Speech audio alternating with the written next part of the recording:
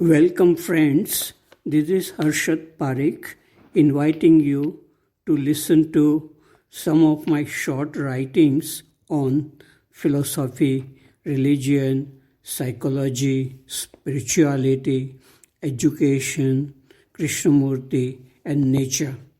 I hope you have a good listening. This is audio tape number 44, article number 263. It is about life in Canada. Canada is a vast and beautiful country with forests, parks, gardens, houses, roads, cars, shops full of material things. People are polite and well behaved. They have created a beautiful environment for them to live in peace and prosperity. But are they really happy? What problems do they have? I heard that people feel lonely. Each human being lives in his or her own world, and I see them walking in parks with their dogs. People are polite, but they do not have much to talk about other than weather and dogs. I saw a young mother with her little baby in a cradle. We were traveling in a local bus. I saw unusual tension on the forehead of that little baby. Was there some unconscious pressure on the mind of that little baby? I met an old man at a bus stop. He was smoking a cigarette. He asked me about my work and background. He wanted me to help him to be free from the addictions to alcohol and smoking. He was not happy with the quality of his life. Young people find it difficult to find jobs easily these days. They have to pay back loans for their education. But Canada is a beautiful and peaceful country for people who have their basic needs and are free from addictions and mental problems. Article number 264, it is about the mind. We do not know what mind is and where does it exist. It seems to me that the mind is created within the body, but it exists outside as well. Mind is like a river. The surface layers of this river are thinking, and the deeper layers are feeling. The deepest layers are awareness. Generally, this river is moving continuously. The awareness is buried under the dense and continuously moving layers of thinking and feeling. Many problems like fear, anger, jealousy, desire, conflicts, etc. are created in these layers.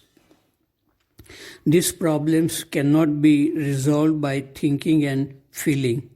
But if discontinuity or a gap of silence happens in these layers, awareness rises through this gap and it can look at thinking and feeling layers from above.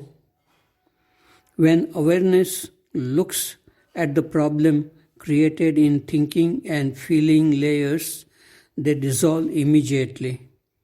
Awareness is the intelligence which exists in a different dimension than thinking and feeling. This is my imaginative understanding. Article number 265, it is about awareness. It is my understanding or feeling that awareness is not in the same plane or dimension as thinking. Generally, thinking goes on in us mechanically without awareness. We react too fast with anger when someone insults us, and we are pleased easily when someone praises us. These quick reactions of pleasure and pain keep on happening in our life in the absence of awareness. However, when we become curious to watch our own thinking happening within us, thinking slows down and it may even stop completely. If such a thing happens in your life, you may see things around you in a different way. Things may look very clear and strangely beautiful, as if you are seeing it for the first time with fresh eyes and mind. Very little children may be seeing this way without previous knowledge and past images. This state of seeing things and thoughts may be called awakening of awareness. Krishnamurti's teachings are about this awakening of awareness. When this awareness is awakened in people, life becomes very interesting and enjoyable even if you are alone and there is nothing to do. You will not feel lonely. You can enjoy watching simple things happening around you, like flight of a bird, blossoming of flowers, smile of children, colors in the clouds, etc. Then there is no boredom, no mechanicalness in life. This is what Krishnamurti wanted to happen in his schools, in teachers and students, and in human beings all over the world. It is easy to understand this, but extremely difficult to do this, because we are not interested in this. Our interest is in becoming rich and famous, to feel secure with material things. If we are not interested in awakening of awareness, then life may become very mechanical and lonely in the old age. Even rich and successful people feel lonely and tired in the old age. Article number 266. It is to be happy. It is 8:25 a.m. The sky is covered with dark rain clouds. There is mild drizzling. Tall trees far away on Galloping Goose Trail are covered with clouds.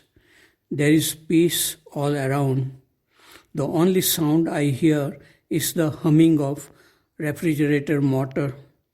Once in a while, cars pass by on William Head Road.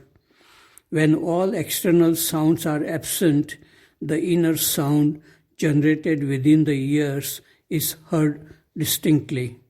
This is the eternal sound, the basic sound, the sound of silence, on which all external sounds are superimposed. Yesterday, we had a dialogue here at Krishnamurti Study Center from 2 p.m. to 4 p.m. There were about 10 people. For about 30 minutes, we watched a video in which Krishnamurti spoke about choiceless awareness.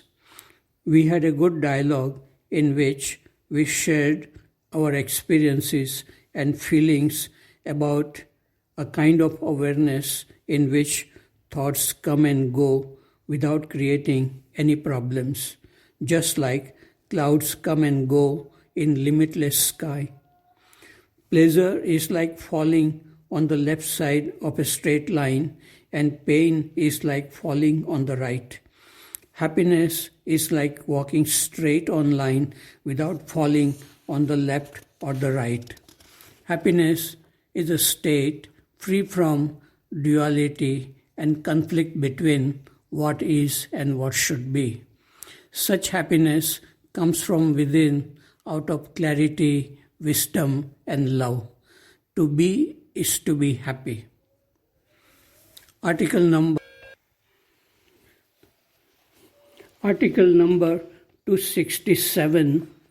It is about the danger in reading Krishnamurti's teachings. Krishnamurti's teachings can prove to be very damaging if a person who reads his books is not mature enough to understand the deeper meaning of his words. Krishnamurti points out what is happening in society, politics, religious organizations, and educational institutions. He also points out what is happening within the mind and heart of each human being. His words are simple, clear, and powerful. Krishnamurti sees corruption everywhere and the meaninglessness of life as lived by most human beings. There are violence and conflicts created by religious and nationalistic conditioning. Human beings are caught in words, concepts, thoughts, and attachments to things and people. After reading Krishnamurti's books, sometimes some young people drop out from schools and colleges. They hate studying, and Krishnamurti's question, "Why are you getting educated?" touches them deeply. They begin to revolt against their parents, friends, society. They come into conflict with everyone and everything. They become lazy and isolated and feel frustrated. They become intellectual and begin to blame everybody for their misery. They remain in a state of disturbed mental condition. This can also happen to sensitive older people. One famous statement of Krishnamurti is, "You are the world." The world or humanity is sick and suffering from many psychological problems. You too are suffering from problems like jealousy, fear, loneliness, anger. So you are not different or separate from the world. If you understand this statement intellectually only, you may remain in a disturbed condition. You may remain isolated and hating yourself and the world. But if you understand what Krishnamurti says at deeper level, by coming in direct touch with your thoughts and feelings, you can watch them without judging and escaping with choiceless awareness. There is a possibility of transformation. If such a transformation happens in you, then only you may understand what Krishnamurti means when he uses the words like love and beauty. Then you do not create problems for yourself and the world because you are the world. Once Krishnamurti was giving a public talk.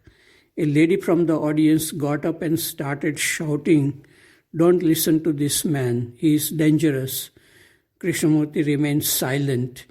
After that lady left the place, Krishnamurti said, "What she says is true."